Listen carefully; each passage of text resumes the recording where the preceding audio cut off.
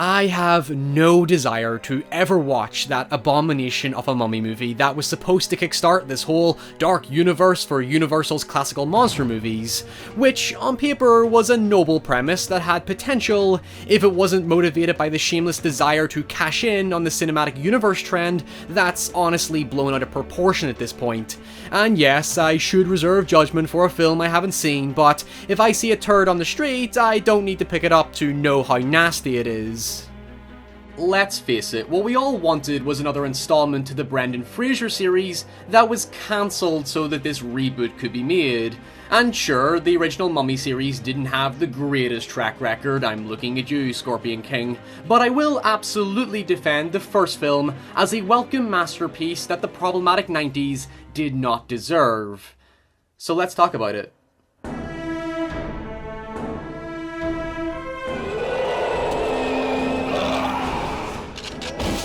I know it seems obvious pointing out how The Mummy was this wonderful homage to classical and B-movie cinema that was self-aware enough to not take its brooding plot too seriously.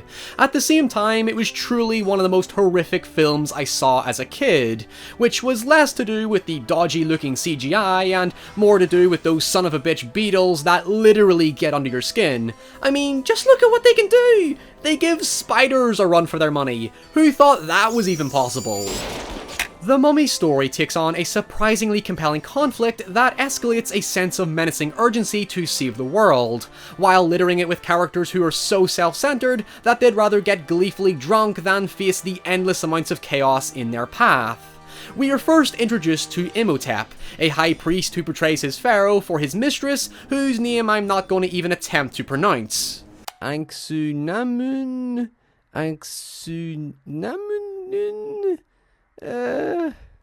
After murdering the pharaoh, the mistress kills herself to await her resurrection at the hands of Imhotep, who is then ultimately ambushed, tortured, and brutally mummified, leaving a sacred curse on a tomb that a bunch of greedy and overly ambitious treasure hunters and Egyptologists decide to uncover to find the Book of the Dead. Where the story really becomes intriguing is how the second half of the film is devoted to Imhotep's revival and his attempt to regain his powers at the unfortunate hands of those who decided to take his cursed treasures for themselves. You really can't underestimate how intrinsic the film was, at not only delivering on a modestly frightening tale about forbidden curses and the consequences of destroying cultural secrecy, but also in how it highlights an overarching tragedy to the villain's motive. The thing about Imhotep is that he isn't fueled by pure vengeance or hate. Sure, he's pissed off for obvious reasons, but his aggressors are long dead, and so his sole purpose is thus to fulfill his promise of bringing his one and only love back from the dead. In the grand scheme of things, yeah, the whole bug plague and shrouding the world in darkness and despair is pretty evil, yet from his personal perspective, his motive is justified by the suffering he's experienced and the sense of betrayal he's been left with, regardless of how hypocritical that makes him out to be. But then again, hypocrisy is a recurring theme amongst most of the characters. Obviously, that's not to say we root for him, however, when we're introduced to many of the supporting characters, very quickly does it become clear that everybody is a selfish egomaniac, constantly exuding a carelessness that ultimately leads to the very conflict to begin with. We do have our true heroes in the form of Rick O'Connell, his mad gun fetish, Evelyn and her brother Jonathan, but bar Evelyn's clumsy innocence, Rick and Jonathan are presented with the same cockiness that's indicative of the main motif of the film. I know you. No. I've just got one of those faces. That said, it is possible Rick has post-traumatic stress disorder from his time as a soldier and prisoner, that he's borderline sociopathic by nature, in that he's a charmer who also happens to be rather socially inept and inappropriate in many of his interactions. Except before the mummy actually enters the plot, the first half sees a divide amongst several adventurers with differing motives, whether it be to unlock secret powers or simply get as rich as possible. Hell, they even put on a bet to see who will make it to the tomb first to reinforce how petty and vain most of them are. And when it finally comes to Imhotep's victims, it's usually those who exhibit some form of greed or grandeur. There's a looming arrogance to many of the adventurers, manifested by Jonathan's distaste for the Americans acting as these big dick energy wielding show-offs who throw their bravado and sexism around like a weapon. The fact Evelyn is the sole female character bar the mistress isolates her as undervalued by a pack of dumbasses who don't have the bravery or knowledge that she has when encountering evil. Even Jonathan goes through a confidence transformation as he begins to accept that riches are literal evil that lead to no good, and he's able to overcome that just before a scarab beetle kills him in a fashion that mirrors the death of the selfish, greedy prison warden. Aside from all the thematic stuff, the film just embraces this wild, exciting adventure that blends horror and action in a pretty organic way. This film went through many redevelopments when Universal decided to adapt their original 1932 film. At one point, Clive Barker developed a draft that was deemed too violent, before the likes of Joe Dante, George A. Romero, and even Wes Craven were given the opportunity. So, in a way, what should have been a cluster mess of ideas turned into something that'll satisfy almost everyone. Okay, so it's debatable if you think the CG is still effective or not, although I think we can all agree on the standards of the second film. Yet, watching it now, while the effects can range from uncomfortably weird to blissfully goofy, it still doesn't diminish how intimidating Imhotep is.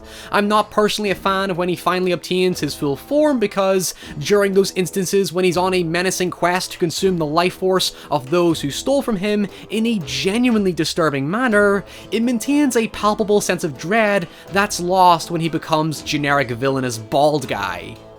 You really sense the suffering he brings to his victims and the sheer amount of dominance he has, especially when Benny, who I consider to be one of the biggest pieces of shit in cinema, becomes his servant after, again, alluding to hypocrisy, discovers which faith system Imhotep subscribes to.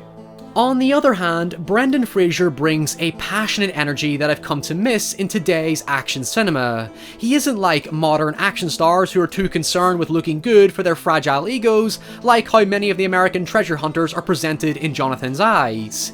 Instead, Fraser has a vulnerability to him. He's happy to be the butt of a joke or expose his buffoonery as much as he proves himself to be heroic and caring by the end. What are you going to do? What are you going to do? Wait here! I'll go get help! Right! He's an action icon who I actually find inspiring. There's a hopeful joy to him amongst the stern, gritty characters who hide behind their insecurities. I love that there's a constant playfulness during big-scale conflicts before juxtaposing to tense and sometimes unsettling intimate explorations through the tombs. Even when horror elements are thrown about, the comedy never distracts from a lot of its ideas, and if anything, serves to reinforce the charm of its classical origins. I feel before we finish, it is worth acknowledging the sequels. While I have nothing but bad memories of Tomb of the Dragon Emperor, which tried to make this an Indiana Jones style series and replaced Rachel Weisz with Maria Bello without changing her actual character, I do remember having fond memories of The Mummy Returns, despite it scrapping its horror for a more conventional action adventure. I think it generally just goes for pure nonsensical mayhem and embrace the whole B-movie quality, while most of the new supporting characters are either uninteresting or just plain annoying.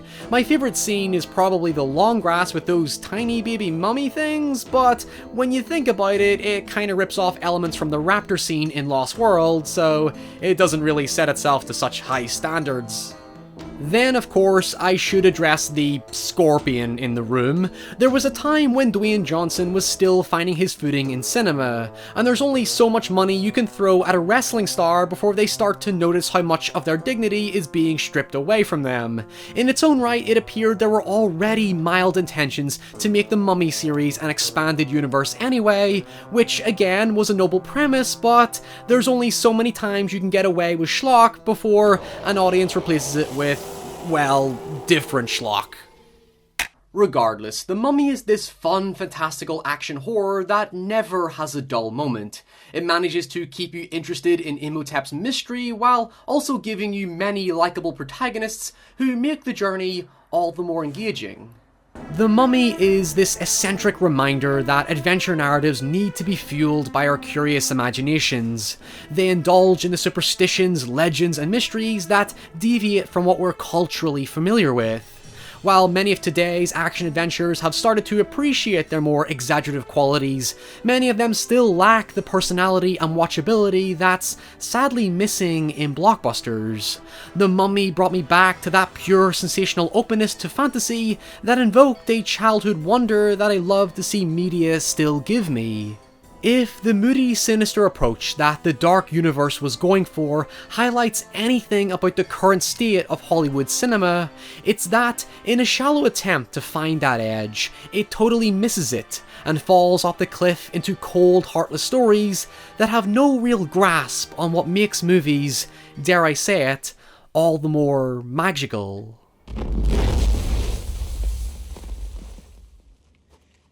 I love the whole sand wall trick. It was beautiful.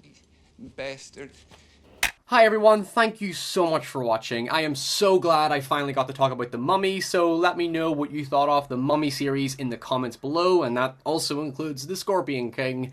If you want to help me to get to this goal where I'm going to hopefully eventually post 2 videos a week, please head over to Patreon, where for just a few dollars a month you can support that goal and even get your name in the credits, get early access, and even vote on what the next video could be. Ooh, very exciting. And even access our exclusive Discord chat where we're building a little community who's going to talk about different games and movies and books and all sorts of nonsense. So please do help support that goal. And until next time, stay safe, and I'll see you all very soon. Bye.